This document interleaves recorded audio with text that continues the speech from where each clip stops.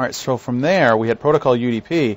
We can open up our UDP protocol, and we see that the source and destination ports are set. Now, in this case, since the source is the client, we don't use a random port number. We actually use boot PC, which is Bootstrap Protocol Client port at 68, going to boot P server, so boot PS, going to port 67. So these are well defined in the boot P protocol, and of course we're carried over to DHCP, which added all the extra options and the lease time. So source and destination, we had a checksum and a length. Remember, the UDP header was very simple. And then the actual Bootstrap protocol, and this is the binary and information that was actually in the data portion of that. So it's a request being sent out via Ethernet and so on. So we have all the information here regarding, my boot P information. And I can scroll all the way down of all the different options here. Host name was Studio XP, which is our studio workstation here. Okay, so that was that. Now, if you're probably wondering, where is the DHCP server? It wasn't in our drawing. I set the router up here to act as our DHCP server. So he's the one who's actually going to be responding back to this message. Let's go back to Wireshark and look at the response here. So we started seeing some ICMP traffic. There was a ping request going out to 10.1, and there was a couple of those. The reason why the DHCP server did this is they want to verify that no one was actually using this address before it handed it out. So you notice the next thing, after a couple ping requests traversed the network, then we got a DHCP offer sent out to see if we would like this address. So it offered that address to us.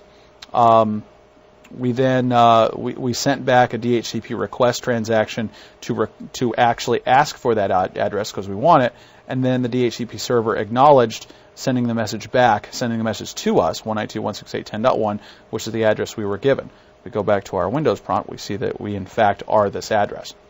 But there was more information inside of that DHCP message. The actual acknowledgement here also should show quite a few other things in the DHCP message. For instance, let's see, there we go. Domain name server was 10.1.1.2. The router is 192.168.10.254.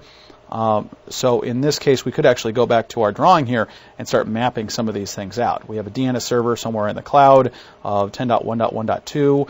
This router, its interface here is 192.168.10.254. Our address has been given 192.168.10.1.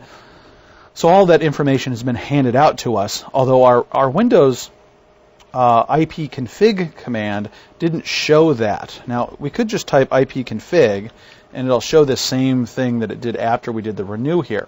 But if you want to see more of that, you do ipconfig/all, and it shows you all of the little information you may need to know about how the DHCP address has been handed out. Specifically tells us what our MAC address is, whether it's DHCP or not, what the address, the subnet mask is, which we had before, but also shows us what our default gateway is and what our DNS server information is, which is certainly important.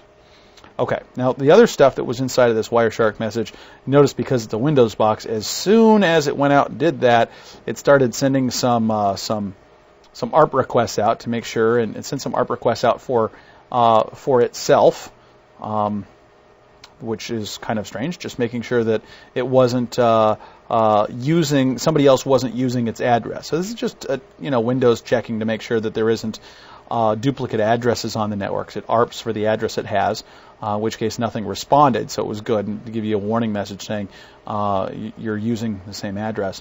It tried to join a multicast group, which seems very Windows-like. It likes to do things like this. Then a bunch of NetBIOS name server requests going to the broadcast address of the network we're on, trying to join a work group for Windows. So that was all sent out, and we got a loop from the switch in between saying we're running Ethernet, and that's about where I stopped the session here, the capture. So. The important parts of this is that we got to see the DHCP process, a little bit of the extra stuff going on to check and make sure that the address hasn't been handed out, and from the Windows box perspective to make sure nobody on the network is actually trying to use that address.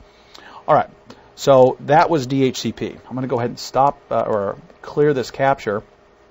and start something else here.